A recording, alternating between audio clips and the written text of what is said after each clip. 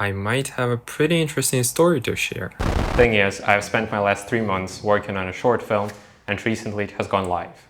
I've done it almost fully on my own, combining the roles of an editor, director, writer, actor, colorist, producer, and more. Sounds crazy already, but add to it that I had no other camera but my iPhone, and that I'm a full-time mathematics student. Right. Well, if you put it this way, this project shouldn't have been feasible. But here we are, and today I'm gonna break down my first short film called Intimidated. It's an 18-minute work about a young fella who struggles with his social media addiction. So much so that he needs help. And that help is... cannot spoil here, obviously. So, if you haven't watched it already, please follow the link above or in the description. I have dedicated all my free time, all my resources to make it happen. And I truly care for the art of film, so please give it a chance. And in case you have watched it, welcome. Today I'm gonna tell you how I did it all. Yeah, like everything. How I came up with the idea, edited the whole thing, got the iPhone footage looking cinematic, and hopefully left you with a pleasant aftertaste. Alright, we're launching our space shuttle. But one last reminder, if you haven't watched it already, it's on this channel called Intimidated. Watch the whole thing first, then please come back. Let's get it started. Alright, let's begin by removing the labels. I mean the ones that say a true director or a real writer. I mean, who's a writer? Who's a director these days? Is a blogger a filmmaker? Can he be? Perhaps. Or a writer. What if he writes for a TV show? Is he a true writer or not? And what if the show is The Severance and we compare it to a movie like, no disrespect, but The Room? Oh, hi, Mark. These questions aren't too important, honestly, because the definitions of these things have gotten vague nowadays. It's like James Cameron said, pick up a camera, shoot something, no matter how small it is, put your name on it as a director, bam, you're a director. I took it personal. And there is one more thing to mention. I don't perform well under constraints. Some people do. Take doctors, for example. Perfectly reasonable path. It's just not for me. So everything I was trying to do up to this point of my life is find something where I could feel free. And this is how this channel started. Obviously, I may be cutting some corners here, but now I've become a director, at least by James Cameron's definition. And this is something to be proud of. Okay, let's get back to Intimidated. There came a realization at some point that I've got to produce something larger, something I have not done before. Take some time for it, no rush, not like the usual 2 to 4 weeks, but give myself some time period and produce something I truly care about. Okay, that sounds cool. How the hell am I gonna do it? I was very limited in locations, I should tell you. I had no budget, like, obviously, I'm a student. I cannot just go and rent someplace. Okay, I had to work around it. I had no video camera, and to this day, I don't possess one. I shoot everything on an iPhone. A video camera is probably the first thing that you're thinking about when shooting a short film. Well, not for me. I also almost got no crew. Thank God I had my girlfriend help me out and be behind the camera, and I had my little broski recording the voiceover for one other character in the movie. Without you guys, I would be dead. This wouldn't be possible. And still, I had to do most of the work solo, and so on and so forth. Honestly, it's a ridiculous amount of ifs and buts that I had to work with, and it's a phenomenal experience to manage them all. Luckily, I was able to. It's like when you're a great designer, let's say, and you want to open up a studio. You're very locked in on your skill, but when you're going out, you have to manage all those little things that you didn't think about in advance. And I had this hard skill of writing a story and shooting it, but managing all the little details. In case of our designer, the paperwork, the renovation of the office, and more things that you weren't ready for. But again, I was more or less able to manage it all. Let's go into some detail, where I walk you through what made Intimidated an appealing, cohesive, and meaningful story. One thing I've noticed on the internet nowadays is that the content creators are making great visuals. All those lighting techniques, the VFX, the fast-paced editing, on the short-form content especially, is just mind-blowing. I couldn't do this, and don't get me wrong, it's a great skill, but I have noticed they are lacking meaning.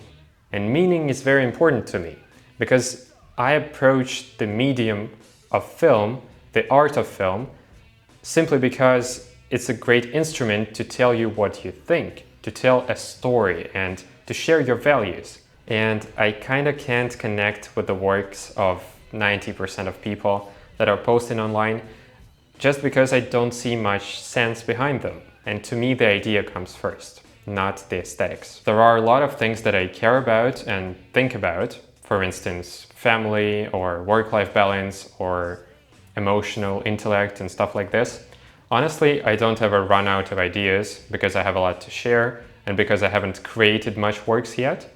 So I just needed to go with one idea. I won't spoil much of the plot for obvious reasons, but again, if you haven't watched the whole thing, I cannot keep reminding you, right? So please, this is your last chance to follow the link and then come back here, okay? Anywho, I am not giving out the spoilers, but I'm gonna say that I went for the idea about this Gen Z guy who is struggling his social media addiction, and there is this organization that works with the government that kind of help him. Let's put it this way. Why this idea? Honestly, God knows why.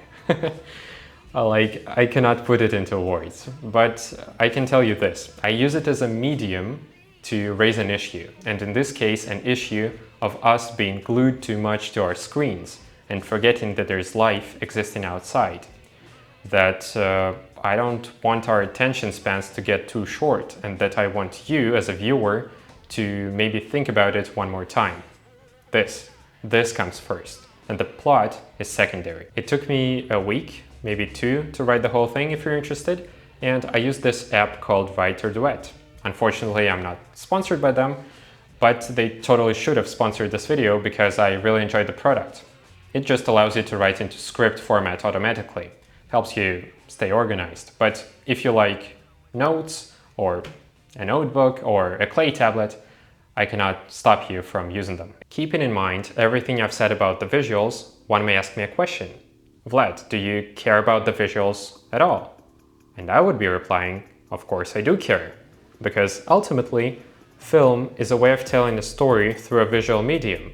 And back in the day, visuals were the only thing that a viewer saw. Obviously, I'm talking about the silent film era, where we saw true emotion and action without even the audio. So yeah, better imagery can definitely take a film to the next level.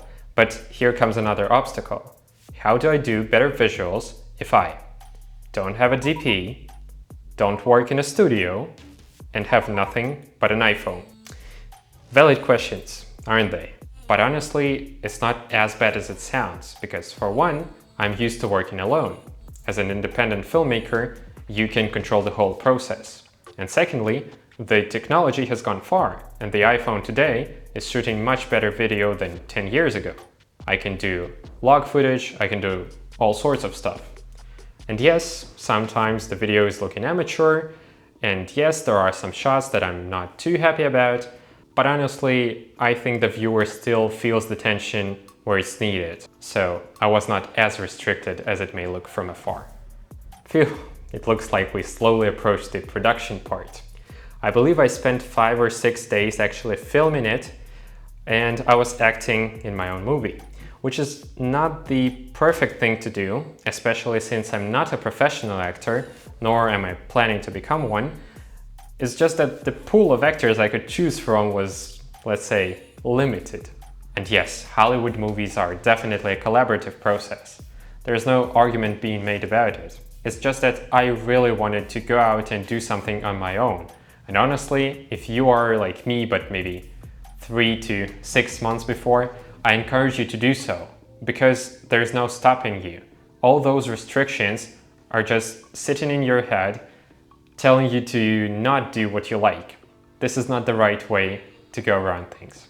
And going back to actually shooting the scenes, I want to bring up the look that I was going for, namely the anamorphic look. If you're not familiar with anamorphic lenses, here are some references. For instance, the TV show Severance, where they used anamorphic lenses to shoot the scenes on the inside, where the viewer needs to feel this tension. Or one of my favorite movies of all time, 3 Billboards Outside Ebbing, Missouri. You are seeing this very wide image with this barrel-type distortion and the bokeh in the background that has this oval shape. There's a discussion in the movie circles that the anamorphic lenses aren't a la mode today, but honestly to me that's the film look and I love it. And luckily the technology is advancing, so I had this, the lens for my iPhone. Yes, now it's possible. This specific was made by Freewell and they aren't sponsoring me, but again, they totally should because I really enjoyed their product. Here's how it looks. It's a 1.33x cinemorphic.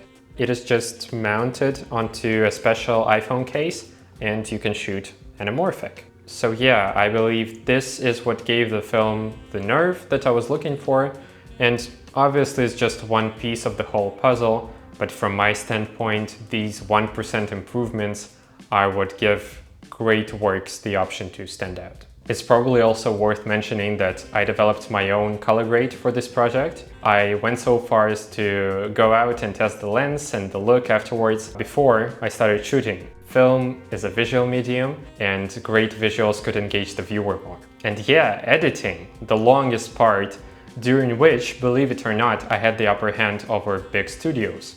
Because I was planning all the shots the way I would edit them. This is something that Robert Rodriguez, a great editor, was talking about on Lex Friedman's podcast. I knew exactly where I would cut, so this saved a lot of my time and energy, even though I still gave it all my time and energy. Also, at some point I noticed that this whole thing got too serious, and I decided to add a laugh or two. Some were scripted, some were not, and just came to me as ideas during the editing process. For instance, this explanation video, I believe it was scripted, but I imagined it a little differently. It takes place in the first third of the movie, I believe, and it really adds to the whole thing. I laugh at it every time that I rewatch the thing. Again, it's the little things. And there's a ton of stuff that you haven't probably even noticed. I'm talking about the sound effects, the transitions, masks, all of that. If you haven't noticed those, this would make my work as an editor done well. For instance, I hope that you haven't noticed my usage of masks and something called qualifiers to make my t-shirt appear white, while in reality it was bluish because of the lighting. I tried my best to make the story look cohesive and make sense. Oh, I could tell you so much more about the process, honestly. But I feel like it would be much more meaningful if I just shared some thoughts on creativity in the end. Perhaps if you are a creative, you're struggling, especially if you're in the beginning of your path. I know it because I am struggling, and I know my favorite artists struggle too. It's okay because A, it's not easy, B, you're trying to do what you love for a living, and this is no easy goal. It takes time, it takes dedication. Again, it's not simple. But honestly, the weirdest part is the beginning of something new. See, I didn't know that I wanted to become a filmmaker. Just at some point, I thought to myself, for no apparent reason, that I could do it. Because I had something to share. Because I wanted to express myself creatively. And when you are starting something from scratch, you may be feeling lost. It's alright. I am feeling lost sometimes. I feel like my vision is up there in the clouds, and my skills are nowhere as near. For instance, on this project, I had this inner resistance going a couple of times, and it was very likely that I would never end this project. But if you know for sure that that's your thing, it's crucial that you overcome this stage, because otherwise we would have everyone live in a balanced life and be laid back. It cannot be that simple, it's not a given, and one has to earn it. So, if you needed to hear this advice from someone on the web, someone just like you, here I am saying those words to you. Go crazy, and there is no stopping you, because I know for sure there is no stopping me, a guy just like you. Or a gal, whatever. I'm a guy, you're a guy. Whatever. This wraps it up. Let's call it a day. Thanks for watching. Leave this video a like because this was a pleasant yet challenging experience to talk to the camera for so long. Please subscribe to this channel for more breakdowns and short films. And please watch Intimidated if you haven't already. Okay, see you in the next one.